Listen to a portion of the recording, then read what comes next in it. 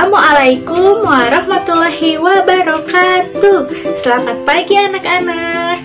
Waalaikumsalam, selamat pagi Bu. Bagaimana kabarnya hari ini? Alhamdulillah baik Bu. Alhamdulillah jika semuanya pada sehat. Sekarang anak-anak coba lihat ke kanan dan ke kirinya, ke depan dan ke belakang. Ada teman kalian yang tidak hadir atau hadir semua? Hadir semua Bu. Iya, alhamdulillah. Kalau hadir semua itu berarti semuanya pada sehat-sehat ya. Nah, sekarang seperti biasa ya, sebelum kita memulai pembelajaran, kita akan berdoa terlebih dahulu yang akan dipimpin oleh KM. Nah, silahkan KM pimpin doanya ya. Baik Ibu dan teman-teman, berdoa dalam hati mulai. Berdoa selesai. Ya anak-anak, alhamdulillah tadi kita sudah berdoa bersama. Nah sekarang kita seperti biasa ya, kita akan menyanyikan lagu Indonesia Raya untuk meningkatkan dan menciptakan rasa nasionalisme dalam diri kita terhadap tanah air. Bernyanyi Indonesia Raya dimulai. Indonesia tanah airku, tanah tumpah darahku. Di sanalah aku berdiri, jadikanku ibuku.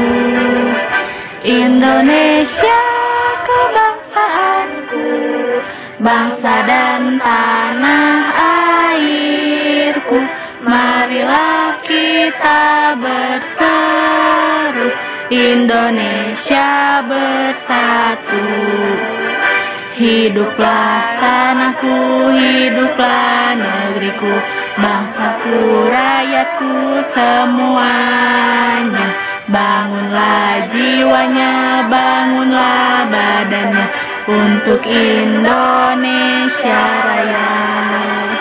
Indonesia Raya, merdeka, merdeka, tanahku, negeriku yang ku cinta.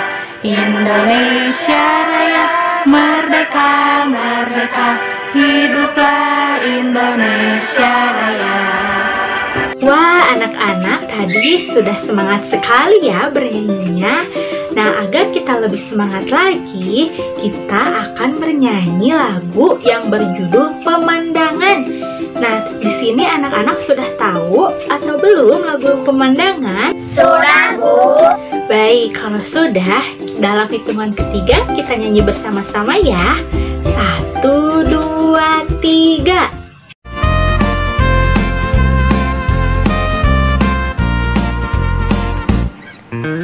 Memandang alam dari atas bukit, sejauh pandangku lepaskan. Sungai tampak berliku, sawah hijau terbentang, bagai permadani di kaki langit. Gunung menjulang, berpayung awan, oh indah pemandangan. Wah, hebat sekali ya, semuanya sudah sangat bersemangat sekali. Nah, sekarang coba Ibu mau bertanya, dari lagu yang telah kalian nyanyikan tadi, ada pemandangan apa saja sih? Coba yang tahu acungkan tangannya. Aku Bu, gunung, sungai, dan sawah. Iya, betul ya. Good job untuk Mira.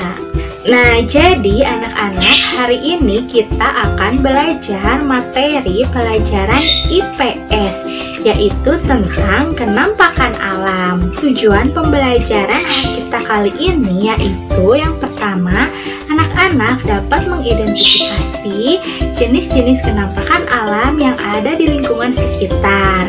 Yang kedua, anak-anak dapat memerinci karakteristik atau ciri-ciri dari kenampakan alam yang ada di lingkungan sekitar. Yang ketiga, anak-anak dapat mengklasifikasikan kenampakan alam yang ada di lingkungan sekitarnya berdasarkan bentuknya, yaitu meliputi kenampakan daratan dan kenampakan perairan. Kemudian, tujuan pembelajaran keempat, anak-anak dapat menganalisis sumber daya alam yang dihasilkan dari kenampakan alam yang ada di lingkungan sekitar beserta pemanfaatannya oleh masyarakat. Selanjutnya, anak-anak dapat menyimpulkan pentingnya memanfaatkan sumber daya alam dengan baik yang dihasilkan dari kenampakan alam yang ada di lingkungan sekitar. Tujuan pembelajaran yang terakhir, anak-anak dapat membuat laporan hasil identifikasi kenampakan alam yang ada di lingkungan sekitar beserta pemanfaatan sumber daya alamnya yang disajikan secara tertulis. Coba anak-anak sekarang perhatikan gambar berikut ini. Nah, bagaimana anak-anak? Ada yang tahu gambar tersebut ada gambar apa saja? Coba yang bisa menjawab acungkan tangannya. Bu, gambar A sungai, gambar D pantai. Iya, betul sekali Rahma. Good job untuk Rahma. Nah, tinggal gambar B dan C nih yang belum terjawab. Coba yang bisa menjawab gambar B dan C, acungkan tangannya kembali. Bu, gambar B dataran rendah, gambar C dataran tinggi. Iya, betul sekali Siti. Good job untuk Siti. Wah, hebat sekali ya anak-anak sudah bisa mengidentifikasi jenis-jenis gambar dari kenampakan alam. Nah, anak-anak, di antara beberapa gambar yang tadi, kita ambil salah satu contohnya yaitu sungai. Nah, coba di antara anak-anak semua, ada yang rumahnya dekat di sekitaran sungai, acungkan tangannya. Wah, ternyata ada Mira dan juga Kania nih, yang rumahnya di dekat dengan sungai. Nah, coba sekarang Ibu mau bertanya kepada Mira terlebih dahulu. Nah, Mira pasti setiap hari sering melihat sungai ya. Nah, dari apa yang Mira lihat dan juga amati, kira-kira apa saja sih ciri-ciri dari sungai itu?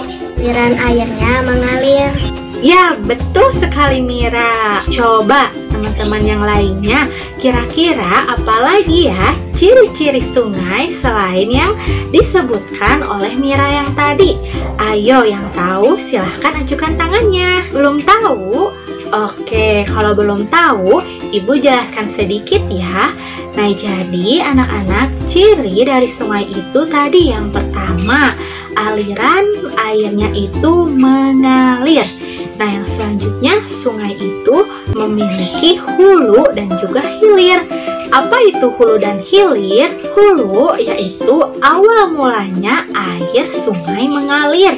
Biasanya itu ada di pegunungan dan airnya jernih. Sedangkan hilir yaitu ujung dari aliran sungai itu sendiri. Biasa juga disebut dengan muara. Nah, biasanya sungai itu bermuara di laut atau ke sungai yang lainnya.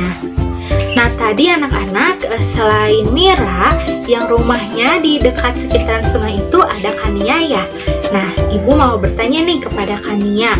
Kania, bagaimana pemanfaatan sungai yang ada di dekat rumah Kania? Coba boleh Kania jelaskan kepada teman-teman?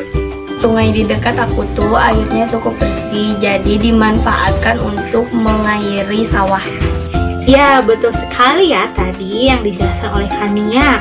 Ternyata sungai di dekat rumah Kania itu masih bersih. Jadi masyarakatnya itu memanfaatkannya untuk irigasi persawahan.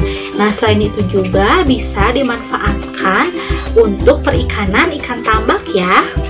Anak-anak, tadi kita semuanya sudah tahu ya tentang ciri-ciri dan juga cara pemanfaatan kenampakan alam sungai. Nah, sekarang Ibu mau bertanya, coba nih, ada yang bisa menyebutkan tidak sumber daya alam apa saja sih yang dihasilkan dari kenampakan alam sungai? Yang bisa menjawab, silahkan ajukan tangannya kembali. Aku, Bu, ada pasir, air, dan ikan. Ya, betul sekali Siti. Nah, selain yang telah disebutkan oleh Siti, ada juga sumber daya alamnya berupa bebatuan ya. Nah, anak-anak, agar kalian tahu lebih banyak lagi mengenai ciri-ciri, manfaat, dan juga sumber daya alam yang dihasilkan dari kenampakan alam yang lainnya, sekarang Ibu akan menayangkan sebuah video mengenai jenis-jenis kenampakan alam. Nah, anak-anak dapat menyaksikan videonya ya. Anak-anak juga dapat sambil menuliskan informasi penting yang disampaikan dari videonya. Nah, selamat menyaksikan ya anak-anak. Iya, Bu. Kenampakan alam atau yang sering juga disebut dengan istilah bentang alam merupakan bentuk muka bumi yang terjadi secara alamiah. Kenampakan alam ini dibedakan menjadi dua, yakni kenampakan alam daratan dan kenampakan alam perairan. Pertama, kita akan membahas tentang pantai. Pantai merupakan wilayah perbatasan antara daratan dan lautan. Pernahkah kalian pergi ke pantai? Jika kalian pernah pergi ke pantai, tentunya kalian mengetahui ya ciri-ciri pantai. Adapun ciri-ciri pantai adalah umumnya tanahnya berpasir. Setiap pantai memiliki muara. Selain itu, pantai memiliki garis pantai yang sifatnya permanen dan terjaga dengan baik. Di pantai juga terdapat tumbuhan yang memiliki akar napas, seperti tumbuhan bakau. Tak jarang pula di sekitar pantai terdapat ekosistem mangrove yang berfungsi untuk mencegah abrasi. Pantai juga memiliki banyak manfaat, di antaranya adalah budidaya ikan, pertanian garam, objek wisata, dan juga pelabuhan kapal. Di pantai banyak terdapat sumber daya alam loh. Sumber daya alam yang ada di pantai diantaranya pasir pantai, berbagai jenis ikan, rumput laut, dan juga garam laut. Yang kedua, kita akan membahas tentang dataran tinggi. Dataran tinggi merupakan permukaan bumi yang ketinggiannya 500 meter di atas permukaan laut. Pernahkah kalian berada di daerah dataran tinggi? Bagaimana udara yang kalian rasakan di sana? Sejuk sekali bukan? Ciri-ciri yang kedua adalah jarang sekali turun hujan. Ciri-ciri yang berikutnya adalah pertaniannya dibuat terasering. Dataran tinggi sangat bermanfaat untuk perkebunan. Selain itu, dataran tinggi juga bermanfaat untuk objek wisata dan juga untuk pembangkit listrik tenaga air atau PLTA. Dataran tinggi juga memiliki banyak sumber daya alam loh. Contohnya adalah perkebunan teh, perkebunan kopi, dan juga perkebunan karet. Selain itu, di dataran tinggi juga dapat tumbuh berbagai tumbuhan seperti stroberi, kubis, dan juga kentang. Selanjutnya kita akan membahas tentang dataran rendah. Dataran rendah adalah permukaan bumi yang datar dengan ketinggian kurang dari 200 meter di atas permukaan laut.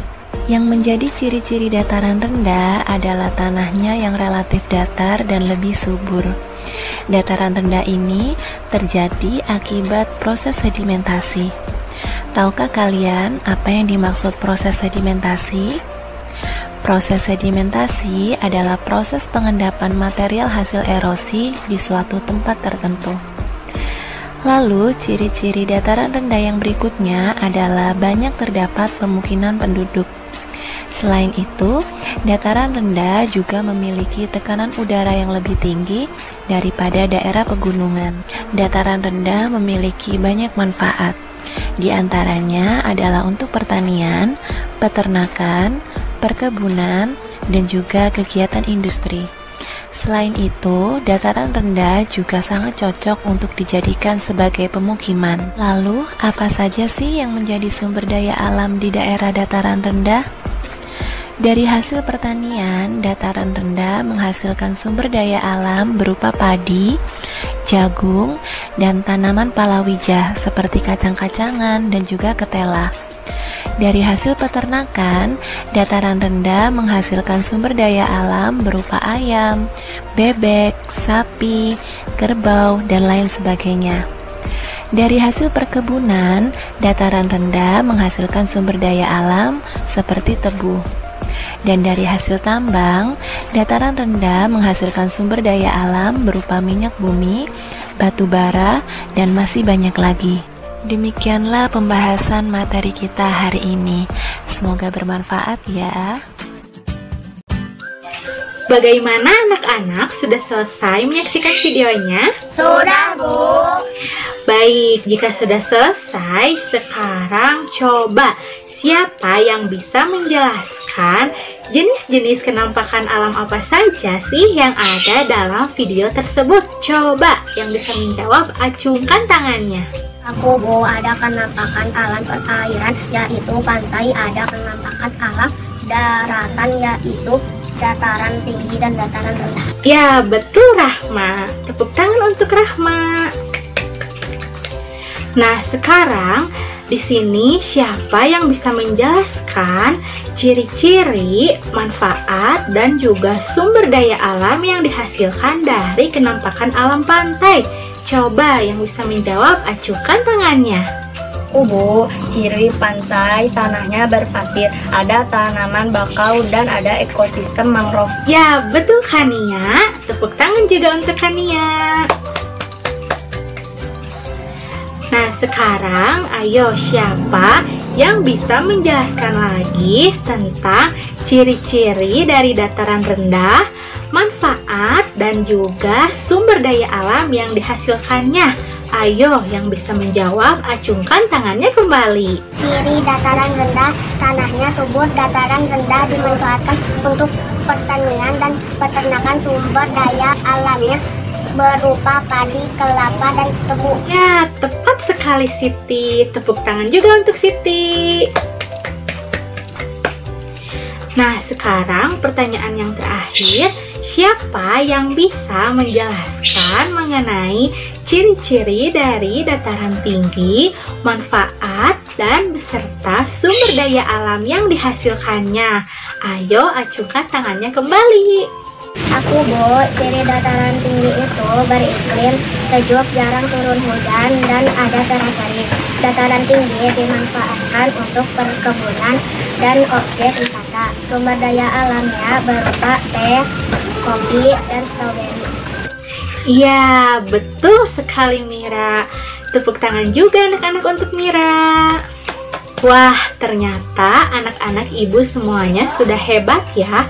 Sudah bisa mengelompokkan jenis-jenis kenampakan alam berdasarkan bentuknya, dan juga sudah bisa menjelaskan secara rinci mengenai tadi dari memulai ciri-ciri, manfaat, dan juga sumber daya alam yang dihasilkan dari setiap kenampakan alam yang ada di dalam video. Anak-anak, untuk kegiatan pembelajaran selanjutnya, kita bersama-sama akan membaca teks bacaan yang berjudul Pemanfaatan Sumber Daya Alam Padi.